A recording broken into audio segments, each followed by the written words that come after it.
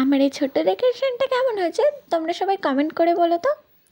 আজ ছিল দিদির ছেলের বার্থডে, তাই সকাল সকাল আমি আমার 2 কন্যা নিয়ে চলে আসি দিদি বাড়িতে।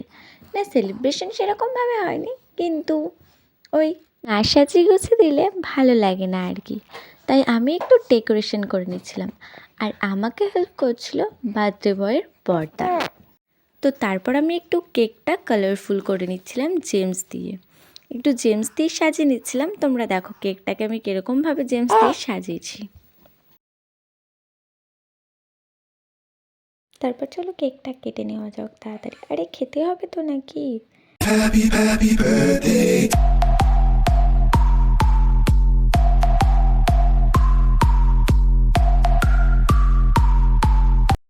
রোজ রোজ ভিডিও দিতে আমারও ইচ্ছে করে, কিন্তু ওই যে 2 কন্যাকে নিয়ে এখন আর সময় পাই না।